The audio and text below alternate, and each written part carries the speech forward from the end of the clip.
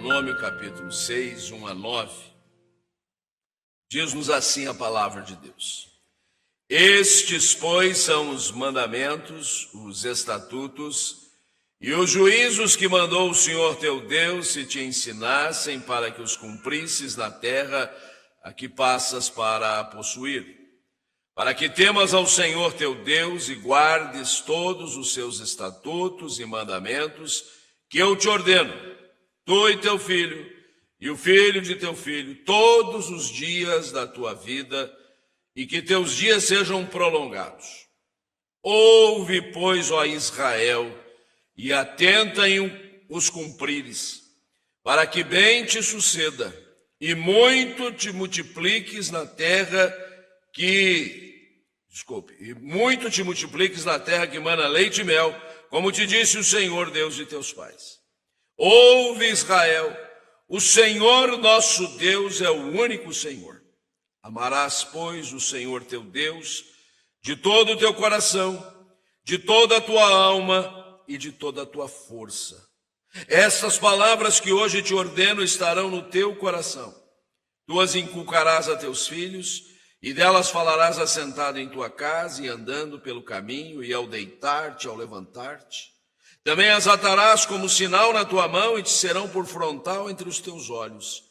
E as escreverás nos umbrais de tua casa e nas tuas portas. Agradecemos a ti, ó Deus, este momento precioso em que, em culto ao Senhor, podemos falar contigo e ouvir a tua voz. Certamente o Senhor tem para nós algo importante, algo significativo, que marcará a nossa vida em Cristo, e por isso fala aos nossos corações através do teu instrumento, mas na mediação do Espírito Santo aplica a nós as verdades contidas na tua palavra. Em nome de Jesus te pedimos. Amém. Ouve, pois, ó Israel. Ouve, pois, ó Israel. A Bíblia está apresentada a nós em dois testamentos, o Antigo e o Novo. São 66 livros, são 1.189 capítulos e mais de 33 mil versículos. Se você decorar metade deles, eu vou receber você por profissão de fé na igreja, fique tranquilo. Mas, na verdade, nós temos os nossos versículos preferidos, né?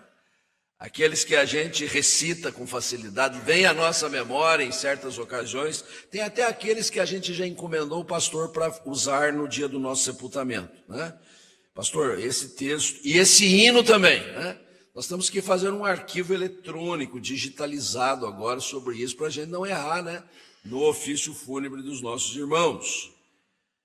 Mas para o judeu médio, comum, o versículo, o texto mais importante de toda a Escritura Sagrada é exatamente esta página que nós vamos meditar hoje. Particularmente, este versículo em destaque, o número 4. Ouve, pois, Israel.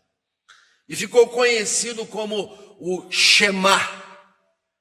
Para você guardar na sua cabeça, S-H-E-M-A. Com acento agudo no A, Shema, que é simplesmente o verbo ouvir. Ah, como é bom ouvir as coisas na modulação certa, da maneira correta, que adentre não só o ouvido, mas nos dê a devida atenção e a gente possa digerir aquilo como algo instrutivo. E com o correr dos anos a gente vai perdendo a audição aos poucos, vai ficando mais difícil escutar, tem que às vezes usar até algum aparelho especial para nos socorrer. E é tão importante isso, que aprove ao Senhor pelo seu Espírito, que inspirou essa Escritura, gerar este conceito na vida do seu povo, da importância de nós prestarmos atenção, de nós ouvirmos o que o Senhor tem para dizer.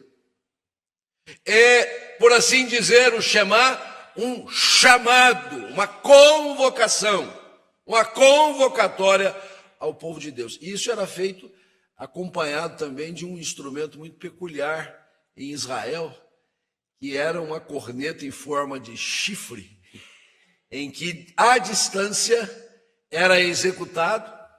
Aquele que tinha um bom pulmão aspirava profundamente, soltava com toda a força, e aquele som muito distinto era uma chamada a todos para prestarem atenção no que o Senhor tinha para dizer. O livro do Deuteronômio, ele tem este nome por causa exatamente daquilo que ele pretende apresentar. Deuteronômio significa segunda lei ou repetição da lei. Deutero é o numeral grego número 2, nomos lei. Quando a gente fala assim que um grupo, uma nação vive em anomia, quer dizer, vive sem lei. Nós não, nós temos a lei de Deus, nomos de Deus. Então, nesse conjunto de 5 livros chamados de Torá, Lei do Senhor, livros de Moisés, Pentateuco, o 5º faz uma rememoração. Precisamos lembrar, precisamos repetir a lei, precisamos trazer ela mais avivada à nossa mente. E isto a gente faz ouvindo o tocar da corneta, todos os domingos pela manhã.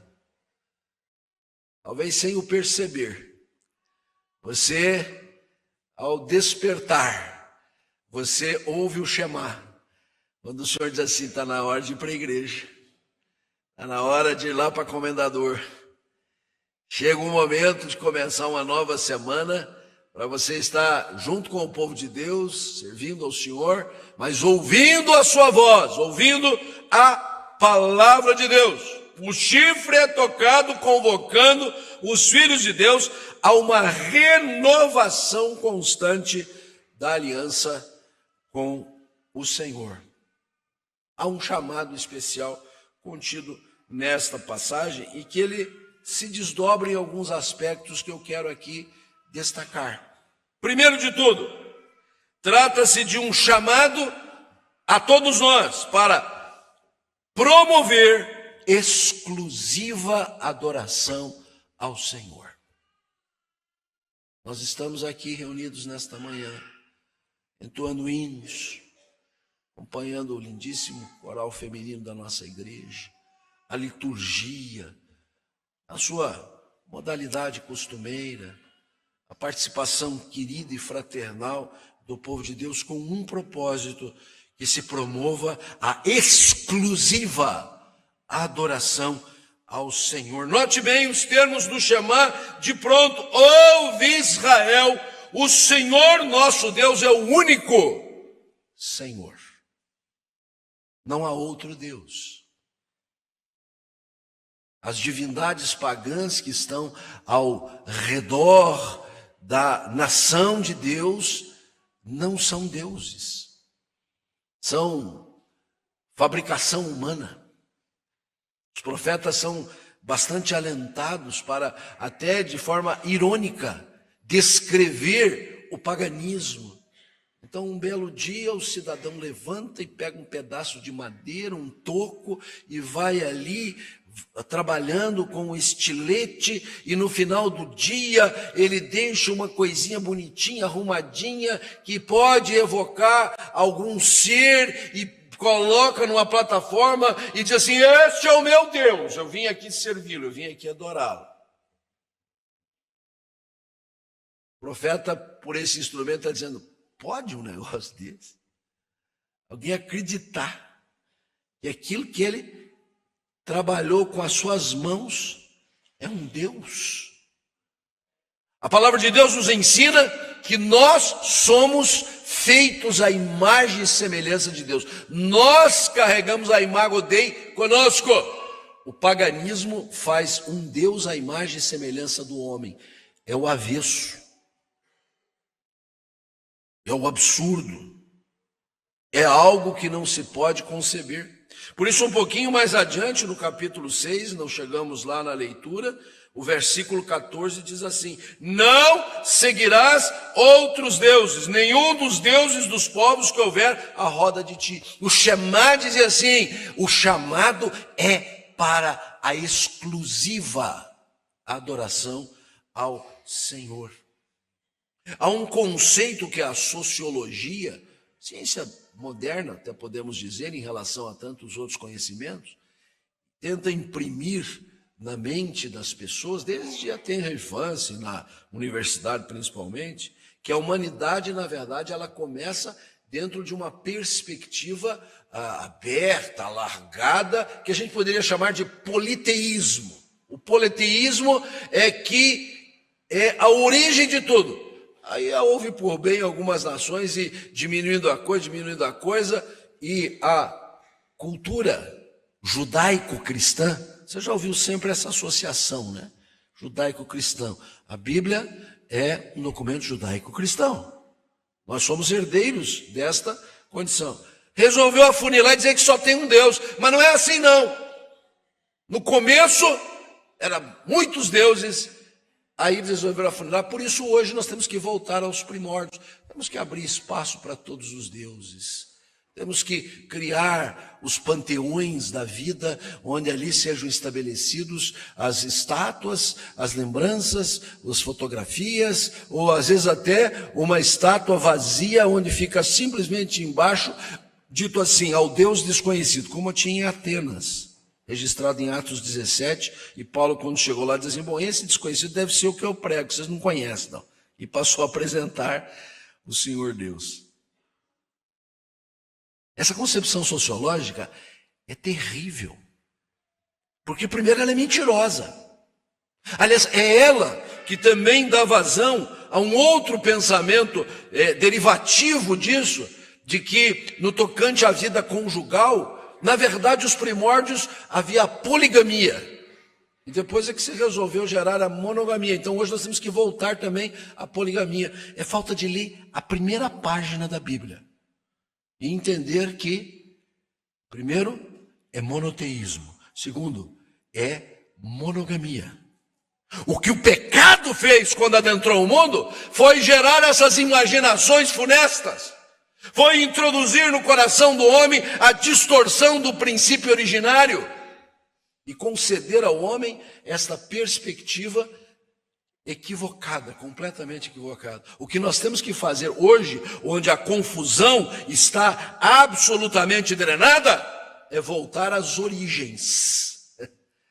É voltar à visão de uma exclusiva adoração ao Senhor.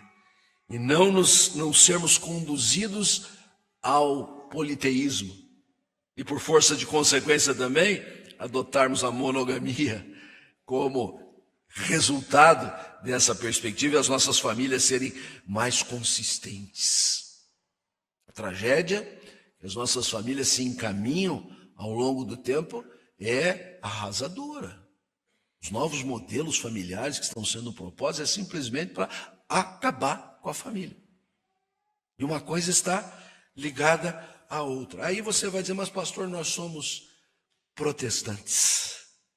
Nós somos evangélicos.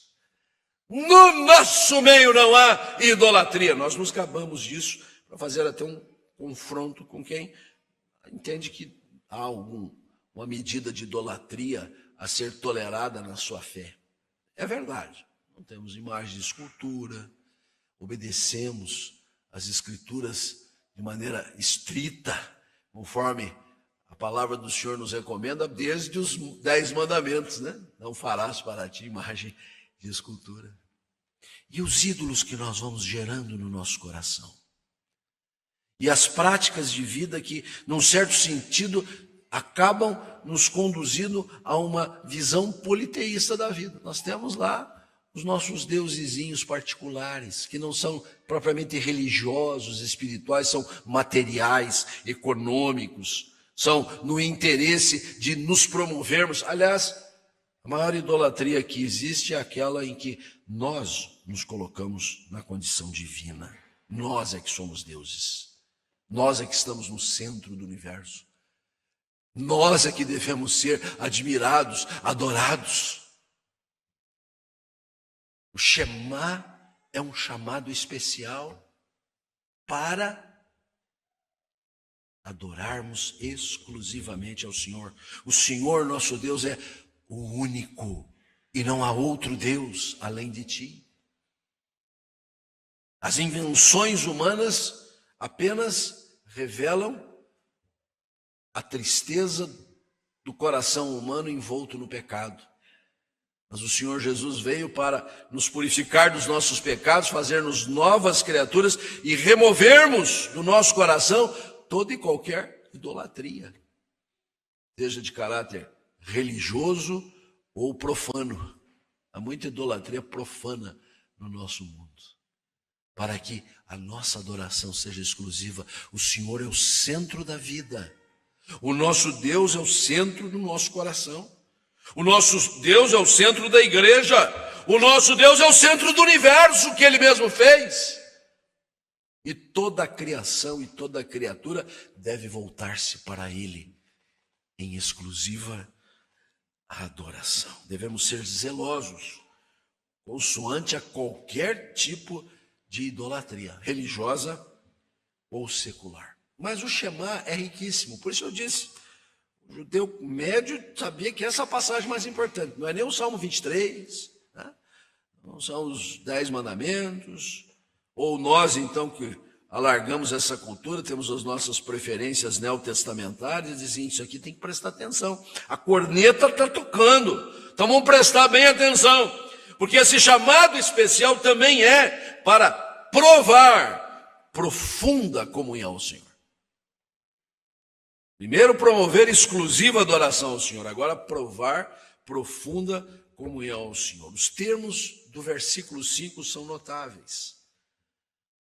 A palavra de Deus diz assim: amarás, pois, o Senhor teu Deus de todo o teu coração, de toda a tua alma e de toda a tua força. O Evangelho é maravilhoso.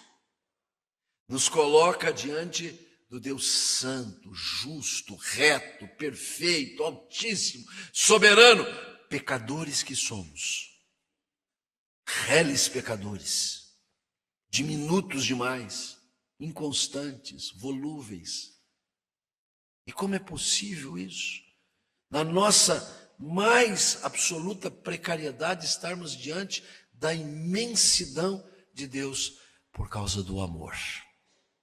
O amor nos une a Deus. O amor nos vincula a Deus. O amor não só nos aproxima de Deus, como nos integra aos interesses de Deus.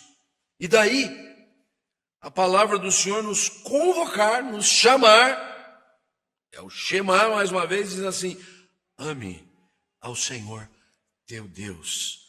Nós podemos amar a Deus, porque Ele nos amou primeiro. O nosso amor é um amor resposta, é um amor responsivo, é um amor que reage. O amor originário é de Deus. Primeiramente, nos amando, criando-nos. Como criaturas de Deus, nós já somos objetos do seu amor. E mesmo aqueles que não têm a fé, aqueles que até se distanciam das coisas vinculadas à fé, eles são objetos do amor de Deus pela criação. A criação é movida pelo amor de Deus. Deus não precisava ter feito nada do que fez, fez porque ama. Mas nós que temos a percepção, não só do Deus Criador, mas do Deus Redentor, compreendemos com muito mais largueza esse amor de Deus, capaz de enviar seu Filho para morrer em nosso lugar, purificando dos nossos pecados. Ninguém tem maior amor do que esse, de dar a alguém a própria vida em favor dos seus amigos. Então nós amamos a Deus, podemos amar a Deus, porque Ele nos amou primeiro. Mas a chamada aqui é sim, de um lado, para compreendermos esse grande amor que viabiliza a nossa resposta em amor, porque amor com amor se paga, mas é, na verdade, algo de tremenda responsabilidade. O chamado é uma profunda comunhão com o Senhor, e esta comunhão é de amor. Esta comunhão é no interesse do amor. Esta comunhão é no afeto, é na amabilidade. Esta comunhão é também até quando nesta realidade, nesse entrosamento, muitas vezes o Senhor nos adverte, o Senhor chama a nossa atenção, o faz porque nos ama. E nós não recebemos a repreensão divina como algo ruim, mas algo bom. Ele é pai. Pai corrige.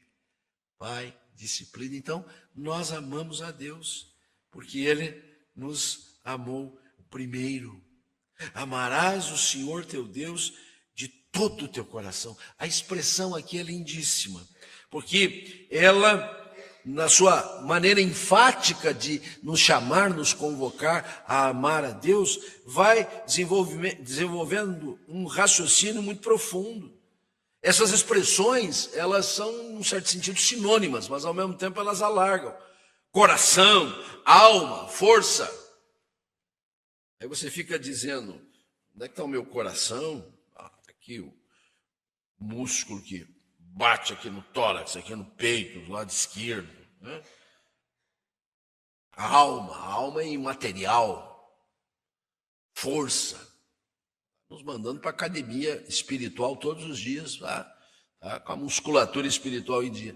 São expressões que, na sua ênfase, demonstram simplesmente o seguinte: esta profunda comunhão a qual nós somos chamados, ela vai ao centro da vida. Não é uma coisa meramente devocional, religiosa. De domingo de manhã, a corneta tocou, a gente dizia para ir para a igreja, vamos nos reunir, o Senhor vai falar conosco. Terminado o culto, vamos voltar à nossa vidinha comum, cuidar dos nossos interesses, temos muita coisa para resolver, tem uma agenda cheia, e Deus, domingo que vem, a gente encontra de novo. Negativo. Amarás o Senhor teu Deus de todo o teu coração, com todos os teus interesses, com toda a tua agenda, com todos os teus propósitos e planos. Deus não pode ficar escanteado. Não é secundário na sua vida, é prioritário buscar primeiro o reino de Deus. Tudo mais vai girar em torno desta centralidade. É o Senhor que vai orientar os nossos passos na convivência familiar, nos relacionamentos de trabalho, na carreira acadêmica, nas recreações, nos lazeres. Deus está no cerne, está no centro. Por isso, o chamar nos chama para provar uma profunda comunhão com o Senhor. O que fazemos quando nos reunimos na casa do Senhor, habitualmente, é simplesmente sermos lembrados: esta vai ser uma semana em que o Senhor vai estar no centro de todas as nossas atenções, como serão as semanas seguintes e toda a nossa vida centrada no Senhor. E isto tem um componente adicional, porque nós somos instados a amar a Deus e aos filhos de Deus. O Senhor Jesus, em certa ocasião, no seu ministério terrenal, vinha sendo indagado por muitas questões, mas uma delas foi curiosa e ficou registrada no Evangelho de Mateus, capítulo 22, que alguém disse assim: Senhor, os mestres, os rabis, os rabinos costumam dizer que tem uma lei principal na Bíblia. Qual é a que o Senhor diz que é a principal? Qual é o principal dos mandamentos? E Jesus, sem titubear, sem pesquisar os rolos das escrituras do Antigo Testamento, diz: eu preciso fazer aqui uma busca no Google, nada disso. Ele de bate pronto assim: amarás o Senhor teu Deus de todo o teu coração, de toda a tua alma, de toda a tua força, e por força de consequência amarás o teu próximo como a ti mesmo. Esta profunda comunhão com o Senhor, a qual nós somos chamados, ela implica também num amor fraternal, no amor para com os filhos de Deus. Porque não tem jeito da gente dizer assim, que ama a Deus de todo o coração e odeia o irmão, e odeia o próximo, e não se dá bem com o semelhante, e até aviva intrigas e conflitos com o outro. Aquele que diz que ama a Deus deve também amar ao seu irmão. Palavra do Senhor na primeira epístola de João, capítulo 4, versículo 21. Não pode haver discrepância. Esse é o chamado. Esta é a convocatória.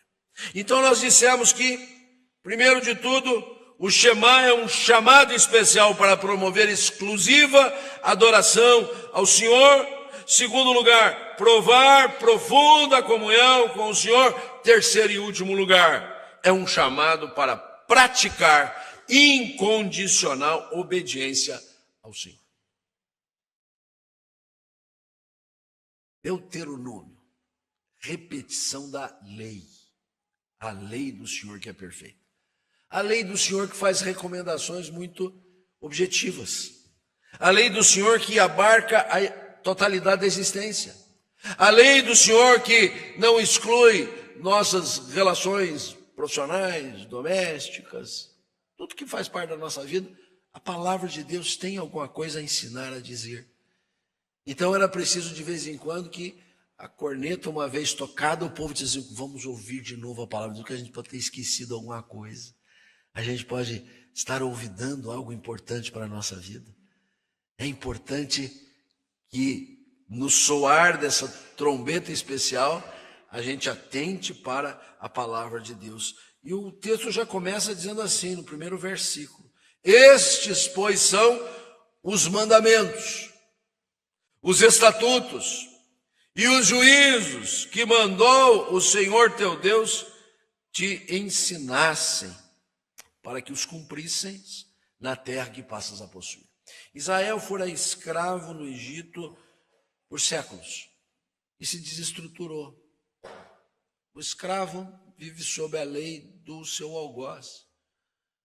Perderam noção espiritual, religiosa, cultica, mas também perderam tudo mais que faz parte de uma coletividade sadia. Respeito ao semelhante, maneira de proceder, a moral, a ética. Mas a palavra do Senhor veio em socorro.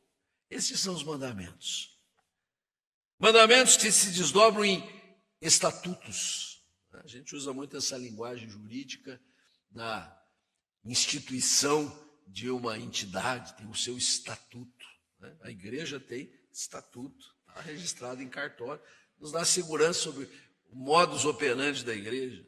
Mas tem os juízos. Juízos são coisas assim mais pontuais, judiciosas, coisas que nos fazem atentar para realidades muito específicas e práticas. Está tudo aqui. Então nós somos chamados a praticar incondicional obediência ao Senhor, o que demanda atenção para com a palavra do Senhor. O verso 6 então vai dizer, estas palavras que hoje te ordeno estarão no teu coração.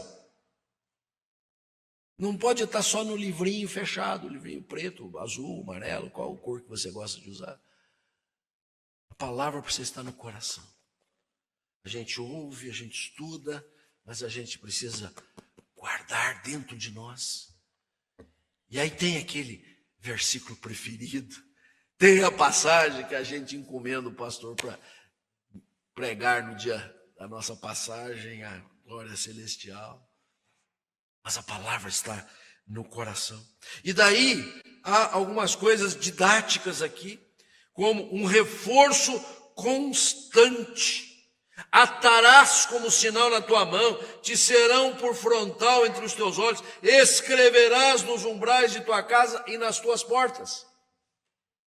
Acho admirável quando vou fazer uma visita pastoral e já na porta de entrada da casa tem um versículo da Bíblia, que todo mundo que passar por aquele corredor vai ouvir o evangelho. Está na porta de casa, ou está na porta da geladeira, ou está a tradicional Bíblia da Barça aberta no meio da sala, né? Algumas estão empoeiradas, é bom bater a poeirinha de vez em quando. Né? Tem gente que diz que lê a Bíblia todo dia, daí o pastor chega na casa e diz, vamos ler a palavra, Deus vai lá e pega a Bíblia empoeiradinha, chega e o pastor vai abrir a Bíblia emprestada da casa e quando abre assim, acha um óculos. Diz, pastor do céu, esse óculos tem 10 anos que eu perdi. Lê todo dia. Te serão por frontal entre os teus olhos. Reforço. É por isso que você veio hoje, volta domingo que vem, vem na reunião no meio da semana e vai para a outra escola dominical. Você precisa reforçar a palavra de Deus no seu coração.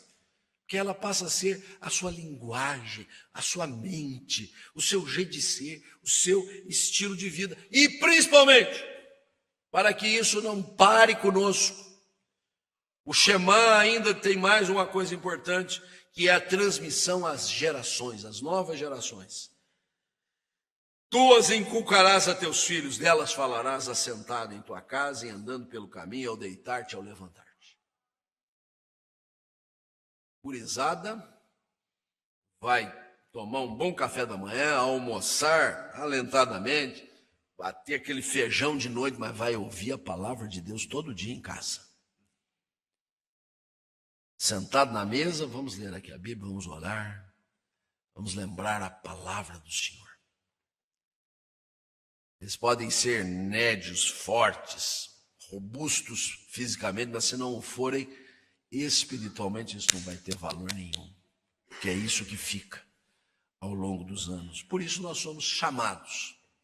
A corneta toca para que possamos promover a exclusiva adoração ao Senhor, provar profunda comunhão ao Senhor e praticar incondicional obediência ao Senhor. A cada leitura bíblica, a cada proclamação do Evangelho, o Shema é executado.